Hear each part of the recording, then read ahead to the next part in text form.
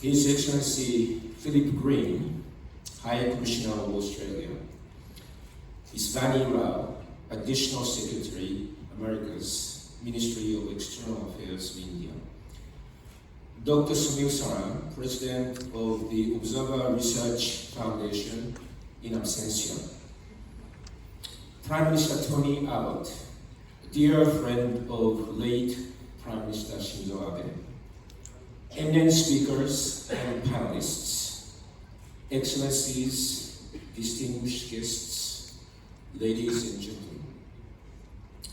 It is my great pleasure to address the inaugural Raisina Quad Think Tank Forum with distinguished thought leaders from all 4 Quad countries and beyond.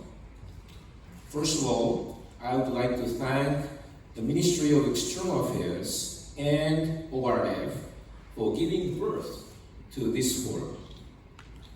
The Raisina Quad Think Tank Forum creates a space for free and deep exchanges with Canada and marks a significant step forward in the evolution of Quad. My good friend Philip has already talked about much of the substance that I was going to speak, so I will try to avoid duplication as much as possible. So I'd like to share with you what I know from my experiences as Prime Minister Shinzo Abe's private secretary for foreign affairs for 7.5 years. The Quad, in my view, is a framework based on the vision of late Prime Minister Shinzo Abe. Prime Minister Abe led the efforts to create the Quad, underpinned by 2 pillars. A, fundamental values such as freedom, democracy, human rights, and rule of law. And of course, B, common strategic interests.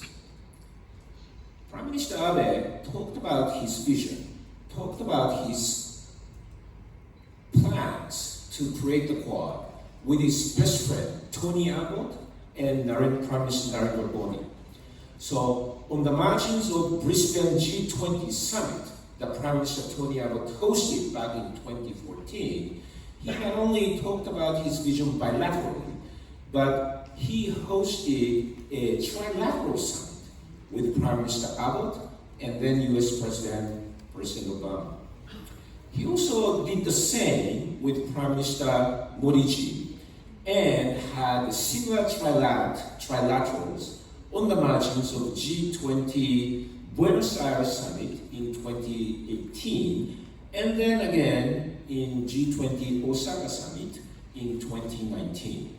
So through these processes, the Quad finally had summit meetings, which just Philip mentioned moments ago. Prime Minister Abe also coined a brand new geopolitical concept, the Indo-Pacific, and projected his vision to keep this vast area free and open, with freedom of navigation, freedom of overflight, freedom of commerce and fishing, among others, as key elements. More than anything else, he believed that the rule of law must be the guiding principle to safeguard the peace and prosperity of the Indo-Pacific and the world. Prime Minister Abe designed the Quad to enhance the positions of its members in the world. From this enhanced position, Prime Minister Abe engaged President Xi Jinping and looked straight into his eyes and said, "Don't underestimate my determination to defend the Senkaku Islands." Second, and this is the important part, he designed the Quad to bring tangible benefits to the countries in the region, so that the Quad will become the force for good. Today, Prime Minister Abe will be very pleased to see that so much of his vision has come to reality.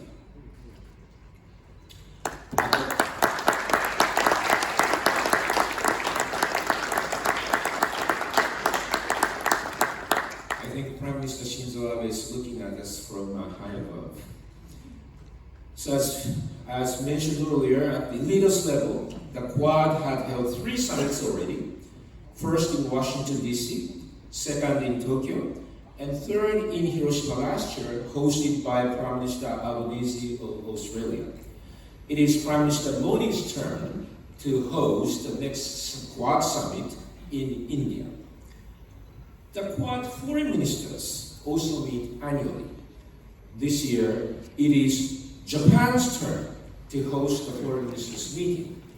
And Japan stands ready to work with India and other Quad partners to make good preparations for a successful Quad summit in India.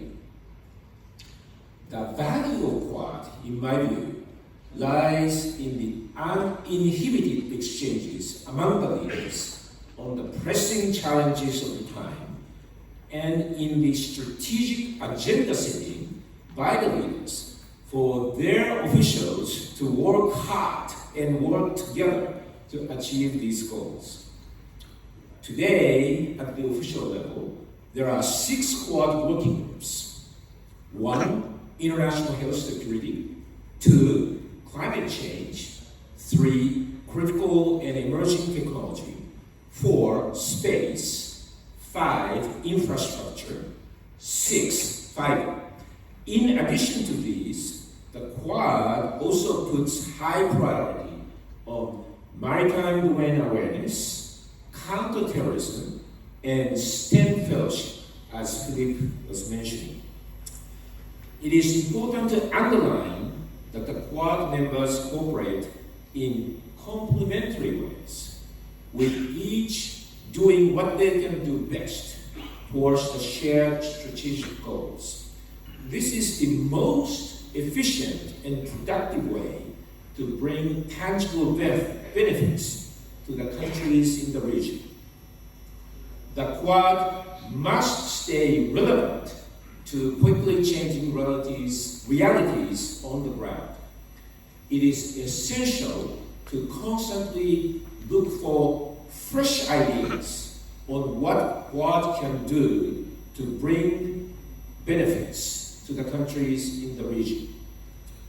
So it is my sincere hope that the thought leaders gathered here today can engage in freewheeling and stimulating discussions on the future of the Quad. The value of the Raisina Quad Think Tank Forum is that you can think outside the box, even think the unthinkable on hypothetical scenarios and eventualities that officials normally find very difficult to discuss. In conclusion, I extend my best wishes for stimulating and insightful deliberations during the inaugural session of the Quad Think Tank Forum. May our collective efforts contribute to the preservation of peace and prosperity in the Indo-Pacific and the entire world. Thank you very much.